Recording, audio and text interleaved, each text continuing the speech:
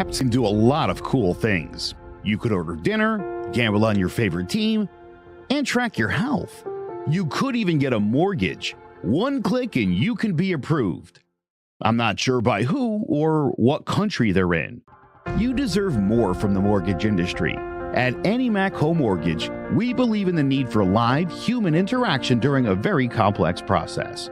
The kind of service and guidance which an app simply can't provide. Our customers are more than credit scores and income documents. They're individuals and families who live in and strengthen our communities. Their story is our story, and that story begins in a home. Chris Sawyer is an expert on providing superior customer service and in meeting the mortgage needs of current and future home buyers. With over 18 years of experience in the industry, Chris is able to help customers migrate through the home buying and home financing process by using his wealth of knowledge as a well-qualified mortgage professional. And best of all, Chris is located in Cromwell, Connecticut, where he has helped hundreds of clients in Connecticut, Massachusetts, and Rhode Island make their dreams of home ownership a reality. Visit chrissawyer.any-mac.com. Email him at csawyer@any-mac.com or give him a call, 860-878-8730. Chris Sawyer, NMLS number 39345, corporate NMLS number 338923. AnyMac Home Mortgage is an equal housing lender. American Neighborhood Mortgage Acceptance Company, LLC. DBA AnyMac Home Mortgage. Lo-Fi Direct. Connecticut First Mortgage Correspondent. License Lender. Broker number ML 338923. Massachusetts Mortgage Lender and Mortgage Broker License number MC 338923. Rhode Island License Lender. License number 201128110L. Call for additional details.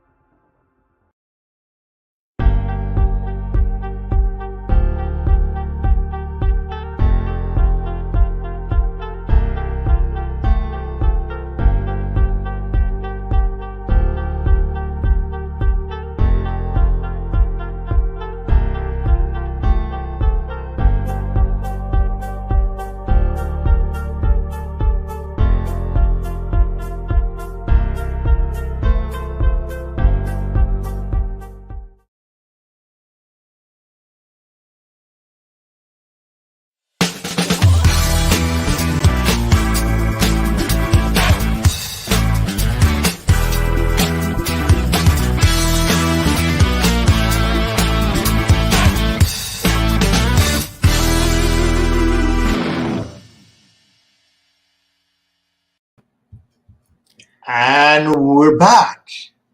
Happy Wednesday. You know, Frank, I just looked at our logo, and I think we need to give that little guy with the megaphone a name. I'm not sure what to call him, though. Listen, we had a name fest last year when I was doing the shows. Where is he? By myself. Bienvenido had a trip.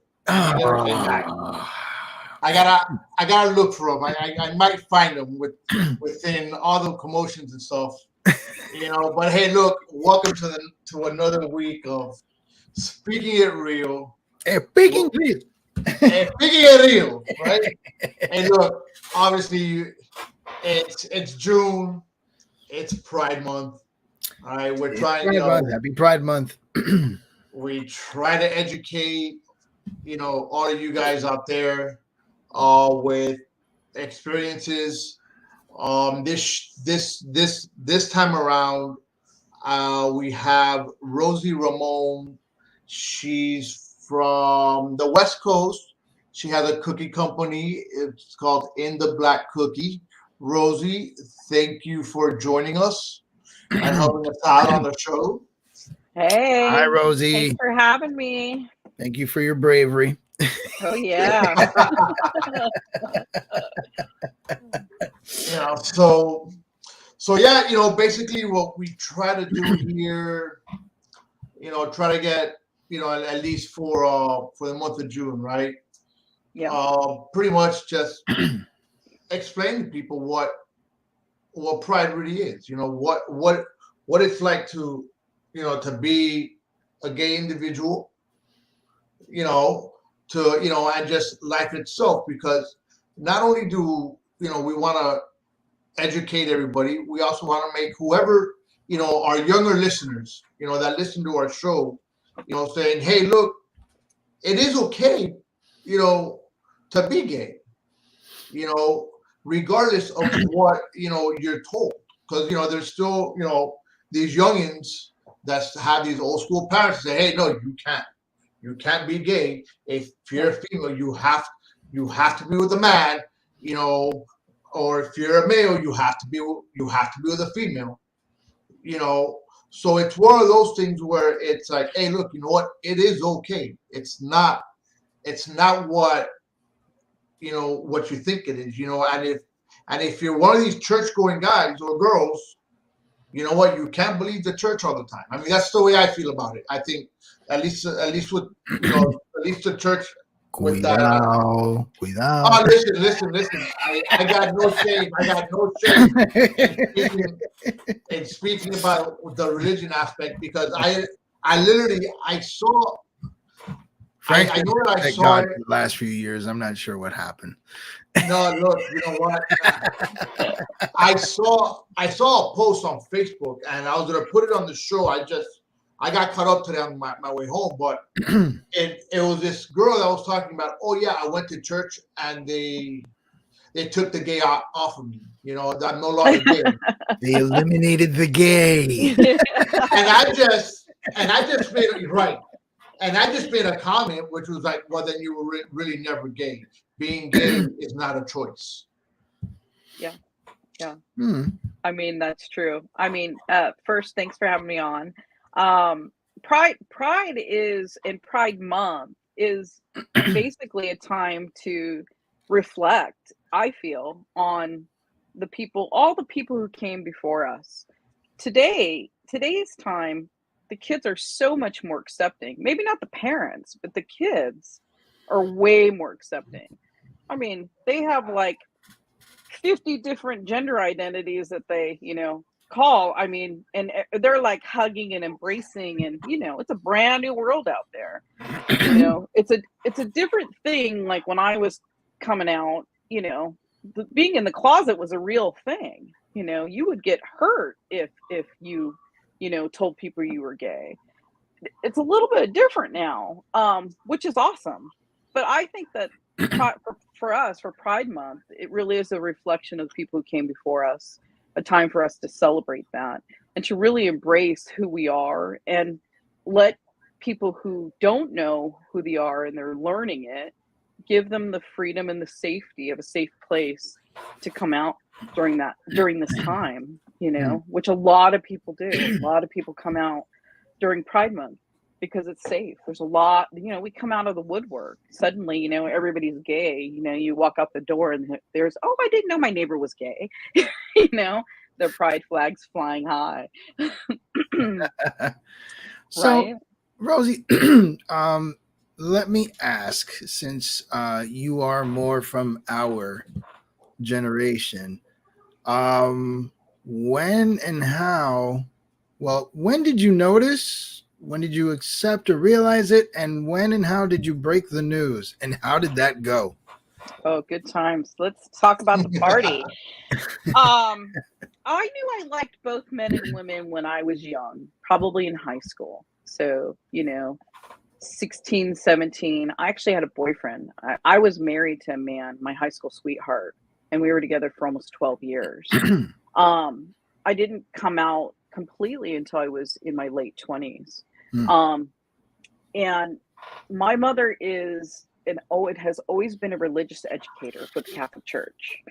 So her job was to literally teach children about their religion. And she just retired like 4 years ago. So always been heavy in the church. So Frank, when you're talking about like religion, it made me giggle a little bit because it's a thing. It is truly a thing. When I came out to my mom, I was 29 or 30.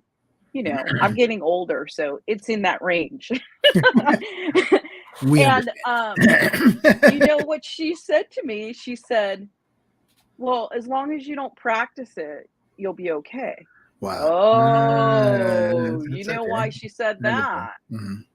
Because in the Catholic Church, the sin comes in the act, right? So you don't act on what you feel, and then God will still love you. So it was the thing. It took her a minute, I want to say it wasn't like, years, but it took her a minute to embrace it. I had a girlfriend at the time, her name was Tiffany, and Tiffany was rough around the edges, so she wasn't very likable. So, when you have someone you're dating that nobody really likes to begin with, it's even harder for them to accept it, Right. That's a double whammy. Like, Oh, yeah. And the whole religion thing, it took a minute. I had to remind my mom that God loves me. God loves me no matter what. God gives me grace because, and he accepts the fact that I'm a sinner. And that's something that was taught to me in my Catholic religion. And just because I'm gay doesn't take away my spirituality. I still believe in God. I am still, a good person because of it. And my beliefs follow me. I feel like at the end of the day, it's super important to have a spiritual belief, whatever it is. good. All right. So, and I guess if I may ask, how about your dad? How did he take it? Oh, different story. My dad's first generation Jalisco Mexican. So he is from Mexico. And, he didn't know for a long time. I never really came out to him. He kind of just found out. Because, we were a little bit estranged. So, when he divorced my mom, he moved to Texas, he, was one of those relationships where, back in the 70s, it was like 77. Right. He left, he took his money with him. He would, we called him the Santa Claus dad. So it wasn't like we were the tightest, Gotcha. When we got older, we got a little tight. I got into a fight with my sister when Dina and I are getting married because we got married in 2009. So we originally were planning our wedding in May of 2009. Obviously, the law changed in 2008, December that year. We didn't go rush to get a license and get married and all that. We were going to get married for each other, for ourselves. And so my sister and I got in a huge fight because she was insistent that I invite my dad. And I was like, yeah, no, if he's not in my life now, then I don't really want him to be there. It's just that simple. So he finally came back into my life 2010, 11, 12, something like that. And it's because he got divorced and he needed help with his divorce. So we all did the family, good Mexican family thing, right? We all pitched in and helped him and moved him. He lived with my sister for a minute and we got him a house and all that fun stuff. Not until then did he really start to accept, but it took me having a conversation with him, basically telling him, this is my person. This is the person I love. You either are going to respect her in our relationship or you're not going to have me in your life. So you have to decide. So when Dina got cancer for the second time in 2020, so she was diagnosed with cancer in 2006 and then again in 2020, my dad called her every single week. Wow, he was the only person without fail to call her every single week of that entire, he still does it. He's like every couple of weeks now, but every week he would call to check on her and say, I love her and I'm praying for her and I just want you to know that. That's good. So what a turnaround, huh? Yeah. He really embraced it. I think in all, our parents as a whole, kind of have changed somewhat with the generations, or not generations, but the times. Yeah. So some people don't, but I know that my parents within time, especially my dad. My dad's a very old school Cuban. Yeah. And for it, when he saw my first tattoo, he had a fit. Yeah. But I'm the same. and we're talking about, this was back in 99 was when he saw my first tattoo.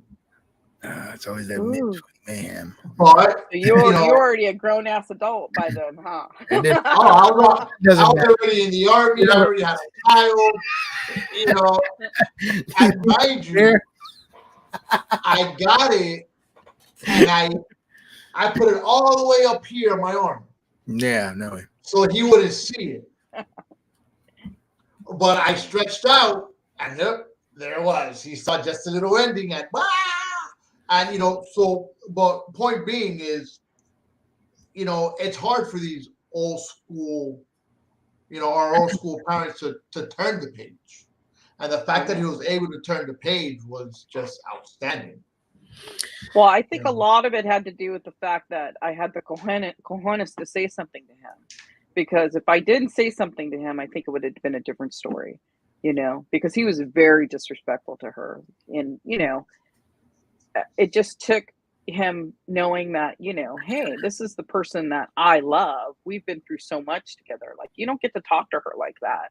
And I feel like he was really quiet and I tried to be very respectful because I really believe, you respect your elders, right? I think that we came from an era where you don't say things that are disrespectful to your parents.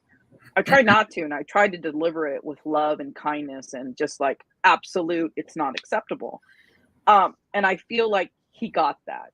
He didn't say anything. He got out. We were in a car, so he got out of the car, and I said, "I love you, bye." And then, the next day I saw him, and he was much more reserved. I don't know what it did. Maybe it was because I said that to him, but yeah, it definitely changed him.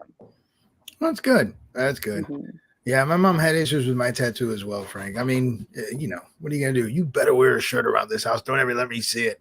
And I did the best I could until I came home one day. We had like a flash flood, just a storm that came in and flooded Miami like really good in a matter of a day. My car got stranded, so I'm walking blocks home in knee-high water. And I got home and took my shirt off, and I'm like, oh, whoops. Too late, I saw it. I'm like, well, did you like it? I saw this cartoon. Yeah, because we come from that same time, right? So that the time that our era, tattoos, the perception was that you were a prisoner in prison or someone who was, bad, right? Nowadays you're a 3-star Michelin chef. You've got like full sleeves on, it's a different era. Oh, definitely. So go ahead. No, All right. No, go ahead. I was going to get into the dynamics of her relationship. I mean, so to my understanding, both of you, obviously, you're doing well. You've been married all this time, but politically, I hear, from what I understand, we're on different ends of the spectrum here. So I guess totally. you want to break that down a little bit, and then also how you both handle that, especially in today's climate where most people just don't really know how to have that conversation. Oh, well, we almost divorced over it. Really? Wow. It was the one thing, it was during obviously it was when we were voting, and it was the day after Hillary lost, and I was devastated, tears, like, I thought she was going to win. And so, Dina was so happy and just, I'm talking about like the repercussions and what's going to happen and hear the judges and this, that, and I stopped. We were walking our dogs, and I stopped and I turned, and it finally hit me. Okay. We'd already been married like 10 years, and it finally hit me. And I said, who are you? You don't even know who you are. Like, do you even know like our community? Because, it is about, our community that's super liberal, and the things that, a conservative Republican, their vision and the things that they see don't fit our community. And it's really a struggle. But then again, I'm going to share with you, there's times where neither one of us fit in our community either. It gets a little too liberal because I'm a conservative Democrat. It's probably one of the reasons why our relationship works. But there was major issues because I really had to get back by that. And thank God we see a therapist, because our therapist helped us, or we would have been divorced. Wow. Okay. Yes. Oh. So now there are issues going on, and I don't know. So I'm not sure if Frank told you, my son came out like about a little bit before last Pride Month, he decided to break the news to me while I'm driving 90 miles an hour on a highway. And, I want to get home. I've been working all day. I pick him up from Minnesota, and then I pick him up and take him up here to St. Pete. And I'm on the highway, and he basically tells me, Dad, I got something to tell you. And I'm like, what? He goes, I like my women like I like my coffee, and I don't like coffee. Oh. So, I'm like, my brain is registering this while I'm hauling ass. And then I'm like, really? He's yep. I'm like, still driving. And I just had to ask, like, finally, I'm like, you sure? He goes, yeah. And he started to explain to me what he was thinking and feeling. And I was just like, okay. I mean, as long as you're certain about it and you truly feel that way, then it is what it is. We'll go from there. I'll have to get used to a few things. You're going to have to forgive me. I've had a vision of your future for 16, 17 years, and it's kind of tour. So you're going to have to work with me here, but that's fine. I'm okay with it. I'm not upset. And so we're cool. Actually, I don't know if I can. He's right next to you, isn't he? Yeah, no, he's not here. That's his little flag back there. This is like my office, but when he's here, it's his room. And I took him to Pride Fest last year, and I guess this year they're gonna have the parade, and he wants to go, and perfectly cool. But it's funny because he's also a little more liberal, and I'm not, and we're always bantering. Oh yeah, it's a thing. It's a thing. When Dina puts on Tucker Carlson, and I'm like, what are you listening to? Like, seriously, you're gonna get brain damage. Like, I like Tucker. Hold on, wait. You see, Tucker Carlson. I'm gonna treat Tucker Carlson like I treated COVID.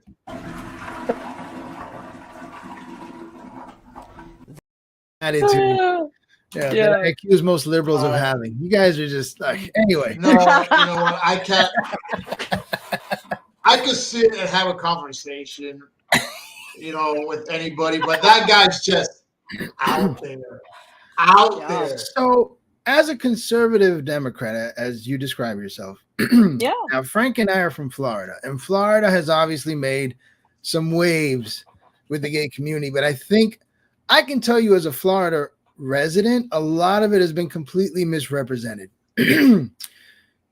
What is your take on this idea? And Frank, I don't know if you heard about what happened in Dallas, but this kind of plays into what I'm about to ask. What is your take on the notion that there seems to be what they call indoctrination? I'm just going to ask it because I don't have any way to like sugarcoat it, but I don't want to be like rude or insensitive. But there seems to be this notion that there's indoctrinating going on in the younger grades in our elementary schools with regards to the LGBTQ agenda. People are feeling like, it's not so much about them trying to understand it as much as it is to try to like conform or change minds or things like that. I'm sure you've heard your fair share of stories and information. What's your take on it? Where does it belong there? Should we wait? So like I use my son as an example. I said, look, nobody told you anything throughout your entire scholastic career, and you busted the news on me while I'm on the highway. The schools didn't need to tell you. You figured it out. And so that's kind of my approach to it. But I understand where you're coming from also, like you said earlier, that awareness is good. So where do we draw that line? What's your take on it? That's really difficult because I feel like we're super easy on our kids right now. I feel like, everybody gets a trophy. We're in the everybody gets a trophy refreshing world, right? Yeah. And I struggle with that. I feel like in school anyways, I feel like they don't go to school long enough. I'm like, what? Well, you guys are already off on summer June 1st and everybody's on now it's summer break. I'm like, what? We start in August. I'm like, so I feel like it's a little askew from when it was back in the day. I also feel like we have to change the way that we educate our kids, and I feel like that's happening. And I feel like it's a good thing to change. However, I don't want it to be the opinion of the teachers. I want it to be structured. So this is where the conservative comes in. I feel like we should educate within a structure. So if the gay community is going to get be educated in elementary school, and so is I don't know, indigenous people and Black Lives Matter. It has to be all encompassing. It can't just be focused in one group. I feel like that's really important. There has to be structure in that. Like anytime we educate our children, it has to have that structure. If we don't have that structure, then it becomes the opinion of the teacher, and that's what we can't have. All right. So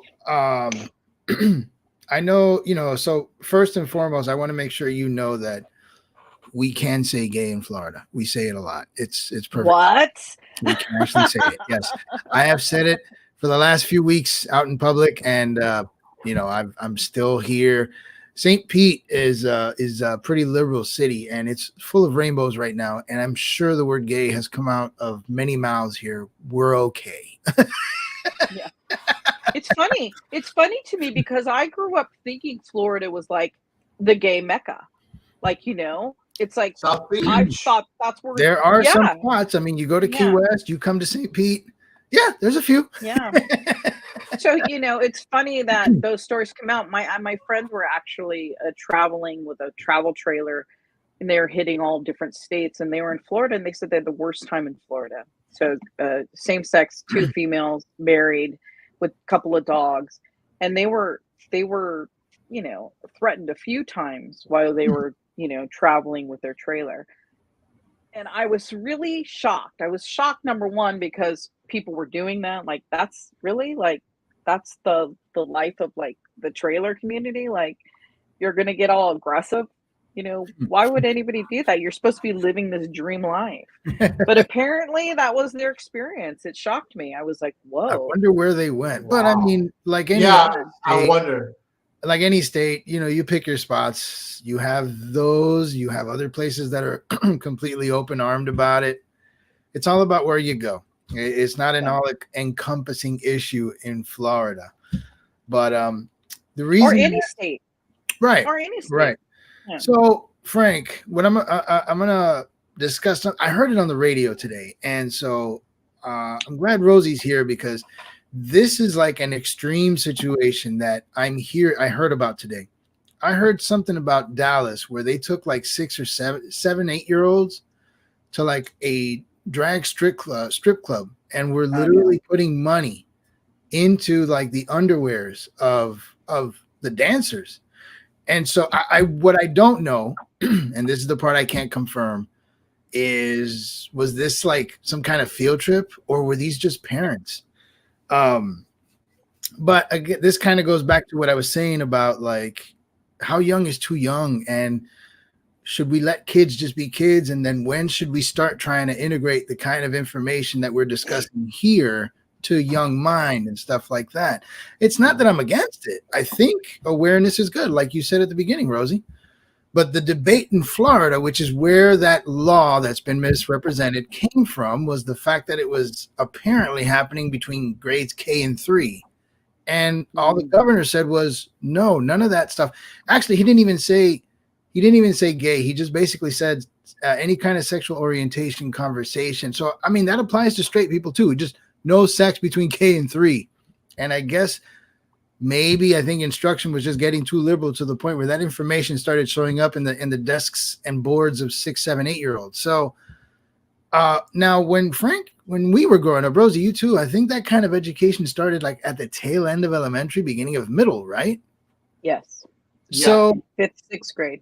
So, I mean, is our governor wrong for having to put that in the law? I think the fact that he even had to put that in the law is an issue in itself. I don't know if he did it for political purposes or if there's enough evidence coming across his desk where he felt he had to write it.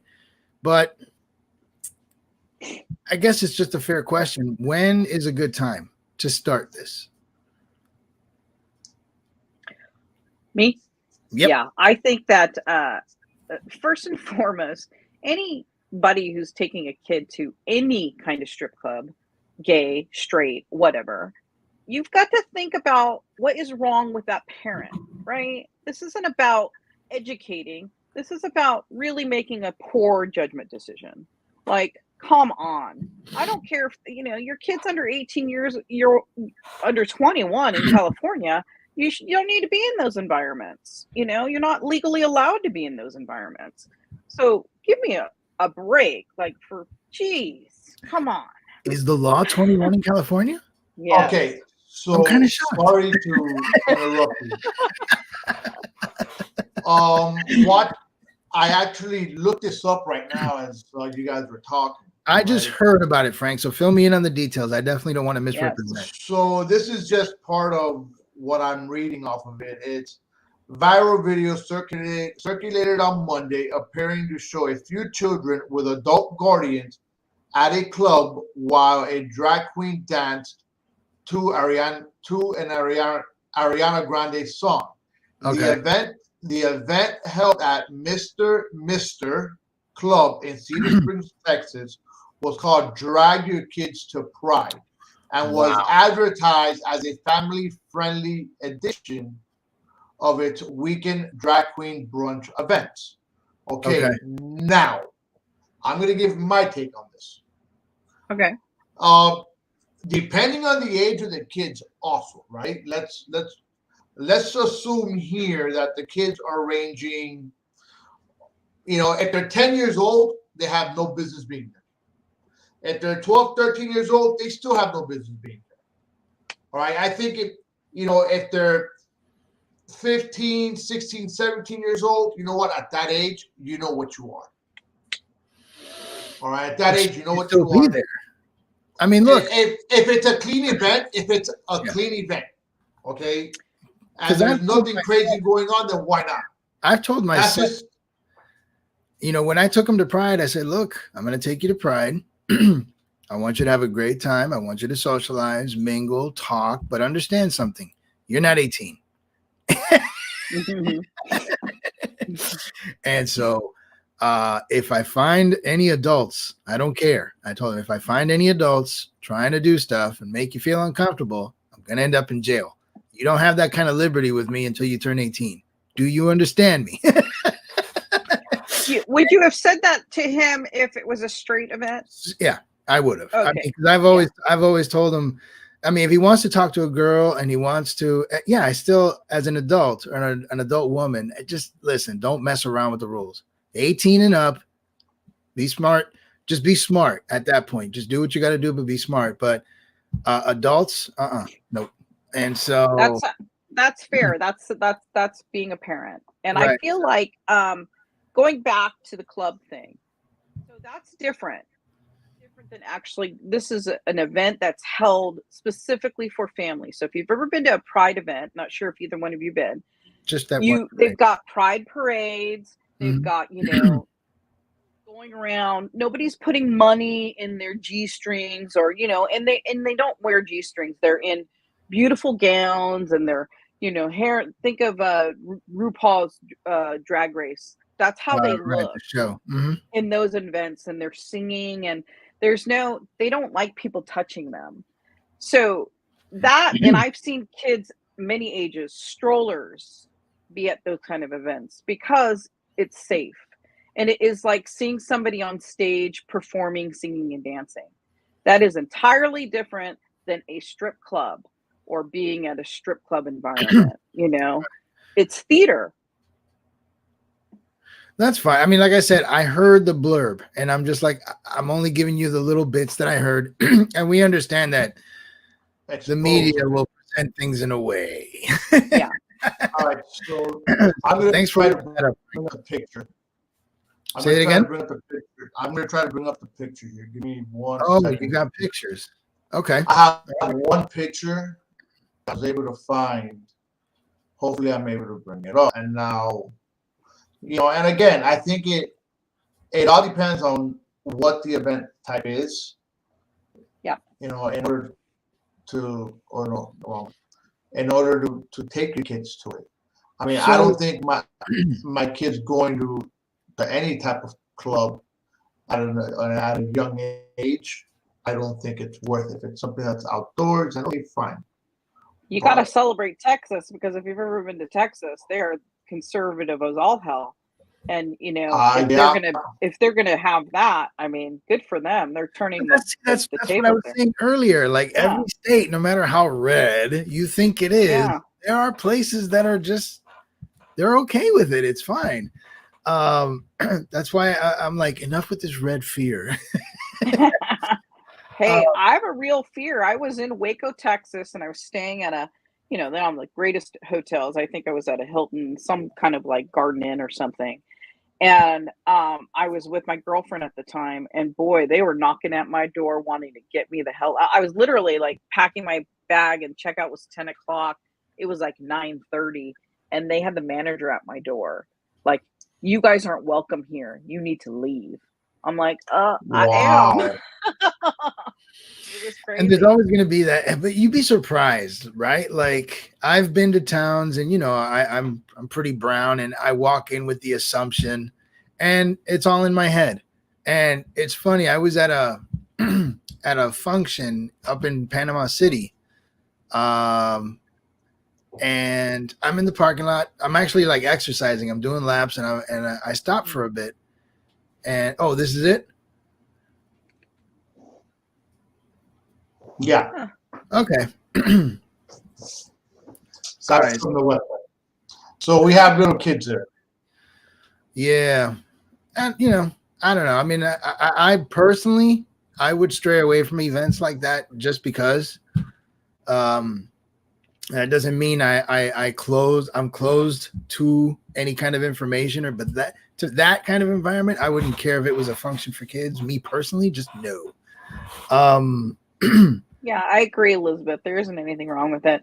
It's meant to have the kids there, and think of it like going to a theater show. It's that same. It's the same feel. The difference is the music's going on. They're fake singing. It's like a karaoke time, and they're dressed in drag. Right. That. So back to where I was saying, like, these preconceived notions of people is a dangerous problem, and it's not helpful. Yeah. When I was done, I was just outside having a drink, and dude standing outside his truck, big old Confederate flag on it. I'm like, we just started talking football, had the greatest conversation, nicest guy. His wife came out, we were all just talking. Hey, good night, take it easy. And I was just like, see, and you hear all this nonsense about, you wear the flag, you must be. No. And that's across the board. And it's just something that we really need to stop. If they don't like you, they'll tell you. But when you walk into anything and you're already apprehensive, I'm willing to take a step and say you're part of the problem. That just needs to change. But I'm sure your experiences across the country have not all been like that, have they? I walk the world with rose-colored glasses on. Mm-hmm. My wife's the one that carries the gun in our family, so I don't have to worry about that. But in reality, like, I've always had that. I've always tried to see the goodness in people first. And even if they don't see that in me, that's on them. That's not me. It's not a reflection of who I am. It's a reflection of who they are. But I'm a grown-ass woman. I know this, somebody who's 12, 10, 8, it's a totally different story. They get judged by, their opinions are, look at the way they looked at me, and that comes back to, that everybody gets a trophy mentality, I feel like it's kind of like all of the effect. I hear you. Well, Elizabeth says this: people are always scared, but they don't understand or consider it normal. But as a parent, I believe that children should be exposed to different things, obviously at the level of their maturity and comprehension. I agree. So I agree 100% with what she says there. Okay, and again, going back to the kids at the event at the club, I think to me that's wrong. Okay, or even but what then I was again, discussing. but you know what? Let Who me makes that decision? let me say it like this, Right. because I might be speaking out of my ass right now, because Usually. I've never been to an event. Frank. I've never been to one of those events. Okay, given the fact that I've never been to one of those events, I don't know what it completely entails. You know, Right. Sure. so to me right now, I'm like, no, it's not. They shouldn't go. But let's just say I go tomorrow, and I'm like, oh, okay, all right, not too bad. All right, come on. You know, so Yeah. you know, again, it all depends on that maturity level. Yeah. Yeah. But this brings up an interesting point. She says at the level of their maturity and comprehension, who decides that? Who The should parent. decide? The parent. So, The parent. all right, the parent. But you see now, this kind of goes back to what I was saying earlier about like schools and education, and they'll throw in something in a curriculum at a certain age, and your kid may or may not be ready for it, and that's where that struggle happens. And again, it's not really just pride. I think we could just that's across the board. We just happen to be talking about pride. But I feel like, do you remember sex education when you were going to school? Your parents had to fill out the approve form. Had or to sign a go. waiver. That's right. Right. Those days are gone. That's part of it. That everybody gets a trophy. We're going to do whatever the hell we want. Back to that. It's the I keep saying it because I feel like it's a detriment. Part of what we need to do is be able to include the parents, right? Because they're the ones that oversee it. And if they don't like the structure, they have alternatives. Their kid's not going to go to school that day. They're going to opt out to it. Some parents even take it as far as, I'm not cool with, the education. They're going to get homeschooled. It's their prerogative to do that. Well, I know that back then in our time when we went to school, our parents had to sign the waiver. And if your parent was not happy with the way they wanted it done, you were taken out of class. I'm not sure if that ever happened to any of the students in our class, but I know that when the teachers were passing out the paperwork, they're saying if your parents do not sign this, if we don't have it, the paperwork signed back from your parents, you will not attend the class. Yep. I'll give you a good example. My sister homeschooled her kids until they were until they were freshmen in high school, and then they chose the high school that they wanted to go to because she felt like they could choose. But to this day, my niece has just turned 18. She's not allowed to read books, or wasn't allowed to read books that had anything to do with witchcraft. Okay. It was an absolute no. When you're 18, read whatever you want, but not until then. And obviously that goes along the lines of her religious beliefs. And, she's conservative. She doesn't want that filling her daughter's head, so on and so forth. That's what parents who are engaged with their children, it's what they do. They want a certain structure until they feel like their kids can handle it, or then it doesn't bother them. Make your own decision. Now you're an adult. Like what you said, Carlos, right?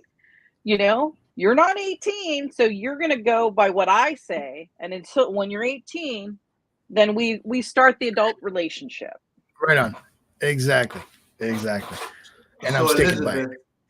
So Elizabeth, when it comes to sexuality, you never know if your child is struggling with understanding their own feelings and what you have exposed them to, and your reaction or acceptable of people's lifestyles plays a big part in whether or not they feel supported by you.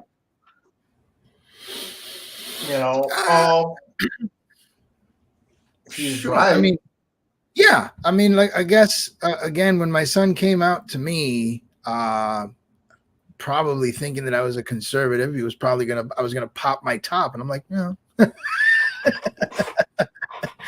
Well, that's the problem. I think your fault for thinking we all think that way. I think what it is, it's we don't ever really have that conversation with the kids. Right. At least I can tell you that. I have a 24-year-old and a 13-year-old. I never once the 24-year-old had that conversation of, hey, it's okay to be different, or hey, it's okay to be gay. It's okay. It's okay. I've never had that conversation with them. But also as a parent, I feel that you're gonna know if your child is gay or not. You're gonna start picking up little signs here or not. You might not, depending on how engaged the parent is. I sure didn't. I really didn't. I mean, yeah, but Carlos, I think your son doesn't live with you, correct? no, but he's with me on the weekends. He's with me in the summers. I noticed there was never much conversation about girls, but he was just like a kid who loved computers and technology. It really just never came up. And so that's why I said when he told me while I was driving, I was like, I'm going to tell you a story about my brother. So my brother is like the ultimate male. Okay. He is, he was the football guy when we were growing up, all sports all the time. So very like male machismo. That's my brother. Great father, great loving father. He's got 4 girls and now a boy. And he had a boy later in life. And my nephew is 14 now, going on 15. But my nephew, I knew he was gay at like 2. And my brother, as he started to grow and he wanted to be in dance and he wanted to be a cheerleader, very soft spoken voice, and he talks like this, and he wants his hair long. My brother didn't take it well, and my brother still isn't taking it well. My brother has known his son is different for years now. You could really start to see it come through when he was like 6 or 7. He wanted to play with Barbies. And some boys go through that where they want to play, doesn't matter, it could be any doll. They wanted to dress up to play dress up. That doesn't mean crap. Okay? But he took it to a further level. It wasn't like just playing with his cousins that were all girls. It turned into wanting to do it all the time, more and more and more. So you could see the progression, his natural progression. And he hasn't officially come out. He's going to. I know it's going to happen. But my brother is on the side of complete denial and almost verbal abuse when it comes to my nephew. Like, he's very aggressive and very like, don't do that. Like, if he dances in front of him, he'll say, don't do that shit in front of me. And it's going to be hard for my brother when Makoa has enough balls to come out to him and say, yeah, Dad, this is who I am. It's like the table's going to turn here soon. But the point I was trying to make is my brother knew and has known for years. He's in complete denial. I think, yeah. And I think that a lot of with these machismo guys, they're like that. I know somebody like that. Their son came out and excuse me, I'm not like that. And when his son came out, he had a very hard time accepting it. Yeah. It was, you're my son, but you're not bringing another man home. Now he's okay with it, but it takes took time. a while. It takes adjustments. I mean, like I said, it wasn't that difficult for me, but you envision a thing for your child as they grow up and they start to mature, and you start to imagine, the grandkids, you start getting into all that fantasy, and then all of a sudden, yeah, hey Dad, I'm taking a different road. Like, oh, okay. Gotta paint a new picture. Gotta come up with a whole new canvas now for you. It takes time to adjust. And again, it wasn't a bad thing for me, but it was real. Like, all these things I thought about are just now poof. So I love how you said it, though, because it was that was what my mom said to me. We had our conversation after it settled in for her, and she said, Mija, I just had this idea of what your future was going to be like for so many years. going to be hard for me to let that go. So you're going to need to give me some time. And it gave me a different perspective because you're like, oh, they have dreams. They have this like vision for me of my future, like their hopes, their dreams, and what we're gonna do and how we're gonna accomplish our life or whatever. Mhm. When you're young, you don't think like that. As you get older, you have life experience, and you're like, oh, that's totally like boom, light bulb moment. Yeah, of course they would. Yeah. And now, obviously, Frank, as you were describing, for someone or even as Rosie, I think you said your brother, when you've got that hard rooted personality in this particular situation, it's even worse. I'm sure it's like, that's a cognitive dissonance. That's like, Oh, can you imagine so, the spectrum from being like the sporty jock, all around, all American, to, the cheer captain, and it's like,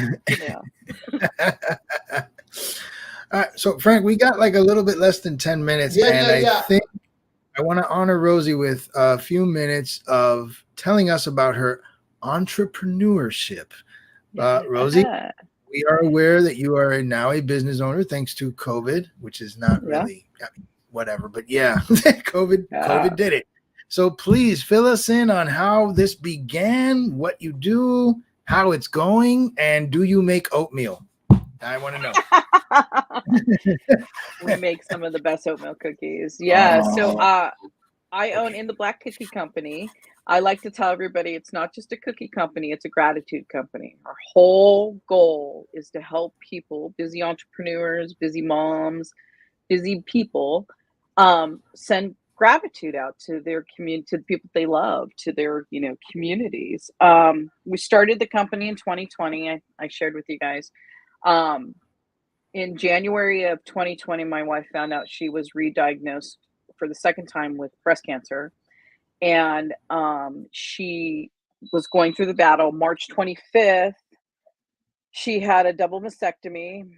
I had that Friday before, I had laid off 30 employees, and the Sunday closed the kitchen that I was working at as a chef.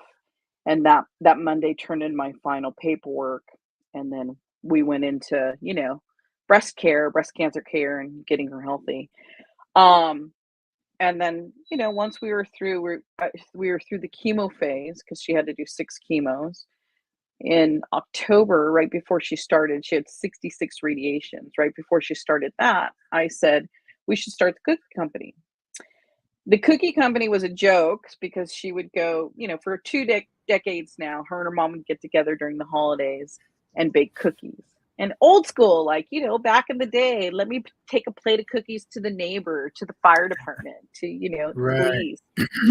Well, they did this, and they would give it out as Christmas gifts, and they would do it for their fire department, police department, people that supported them through the year.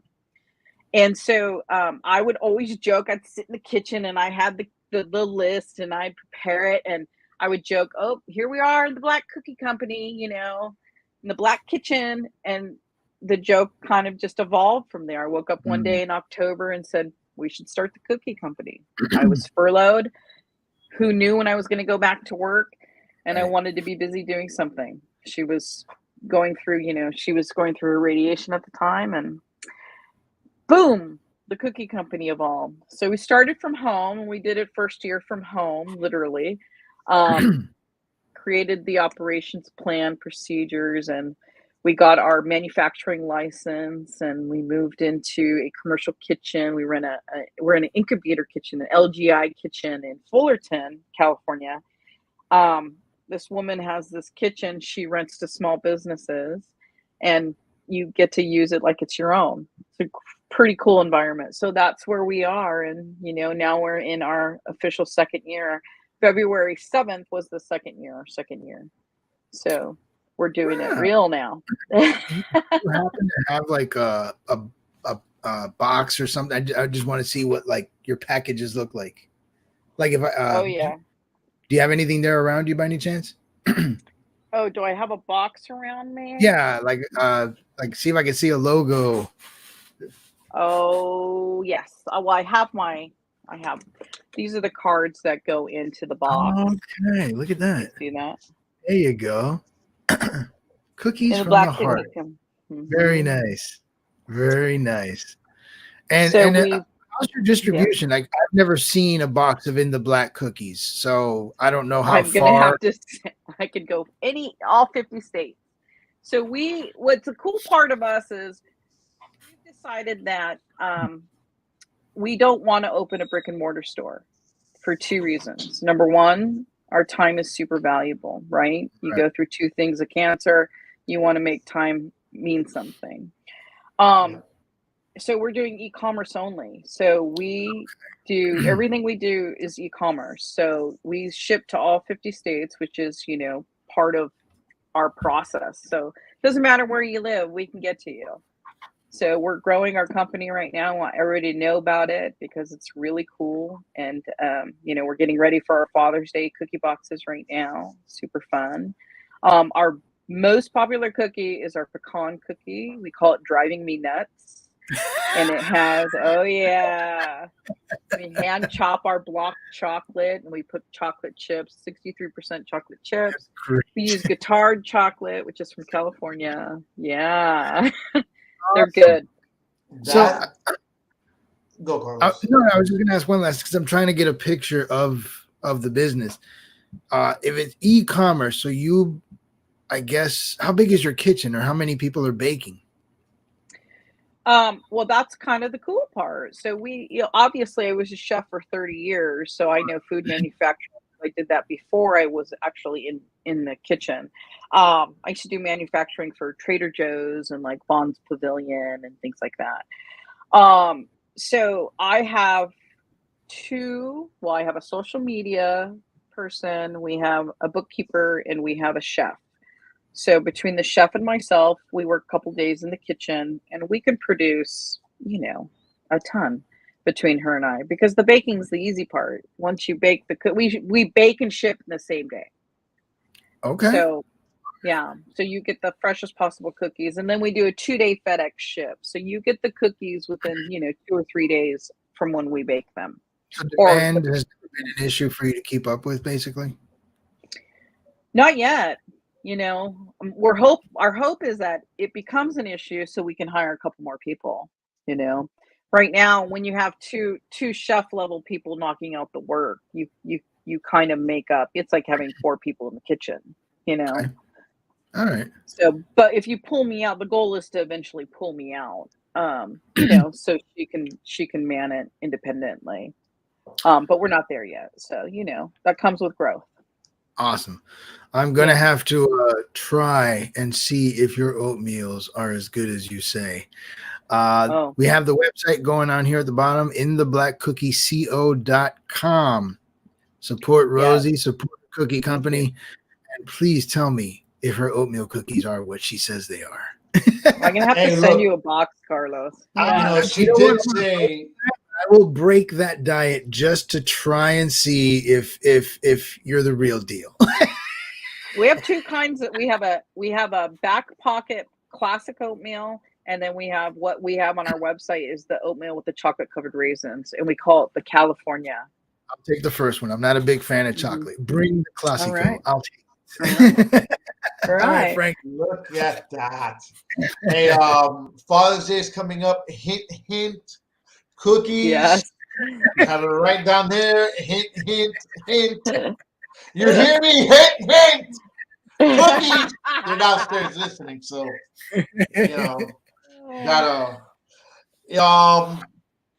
Any final thoughts, guys? Nope. Another Pride show has come and gone. It's always informative. It's always good to hear different perspectives. And it's good to find that balance between our positions on all things Pride, and America needs to get on the ball and start talking like we have. Yeah. Stay open, stay kind, and live life with a grateful heart and grace. Absolutely. Don't have an allergic reaction to ignorance. Give an opportunity to teach. At that moment, you'll decide whether you need to hang around or not. Amen. Yeah. Hey, look, my thoughts. It's Pride Month. We try to educate all our listeners, our youngins, especially whoever's out there just struggling with your identity. You know what? Look at Rosie. You know, she came out many years ago. In a much tougher environment, I would say. Exactly. You know, nowadays we are more acceptable, and you never know what your parent is actually going to say until you come out. And again, maybe at first it's not a hoorah, like, oh yeah, yeah, but eventually, you know what? We're parents. We love our kids regardless of what or who they are. Because I have yet to meet a parent, okay, that says I hate my kid, and it doesn't matter if the guy or female was a serial rapist or murderer. Okay, a parent never hates their child. So at the end of the day, however you decide to do things, your parents are always going to have your back. Yeah. And Good story. you know, that concludes our show this week. Like always, Rosie, thank you. Carlos, Thanks good for having job. me on, guys. Happy No, Pride. Thank you. Absolutely happy. Frank, always a pleasure. 30 years and counting, right? I mean, we've been friends for too long. I don't know, man. It's too long. Too long. Back to where we were in 6th grade. So 36 years, man. That's the number. Yeah. But hey, like we always end our shows, and I'm doing the producing before I forget. I gotta say something decent. Frank's not. No, I'll forget.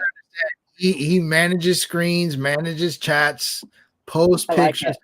all on the fly. I got to give it to him. I know he tends to pause every now and then, but that's just because he's doing the work. I get of like lost. I get lost. the work of 3 people. I think everyone needs to know that he does the work of 3 people, and so I always give him mad props for doing it. Remember, Speaking It Real, we're brought to you guys by CMG, actually Clovercrest Media Group, for all your past podcasting needs. Come look them up, CMG. No, you know what? I just forgot what it was. I just have to give him a moment. I'm going off script, so go figure, right? So hey, it's cmg.com. Come check us out. You might agree with what we're speaking, or you might disagree with what we're speaking, but keep this one thing in mind. Whatever month it is, whether it's Pride Month, whether Rosie's on the show, whoever comes on the show, we always try to speak it real. Catch you guys next week. Good night, everybody. Night. Vamos a mandarle un saludo a Speaking Irria Podcast. Un saludo para Speaking Ria. M. García te la tira, pana. No estoy apodado por Ria. Yo como quiera le meto. Sigo improvisando en esto, pana. No creo en falta de respeto. Yo me fui, pero vuelvo para atrás. Yo sigo improvisando y te la tiro por detrás. Como a 100 millas. Tú sabes, mi chamaco, no me digas que me voy a poner pesado. Como se puso tu día, oíste. Improvisando de veras. Si tú quieres un podcast, mira Speaking Ria de veras. Ey, Speaking Ria Podcast.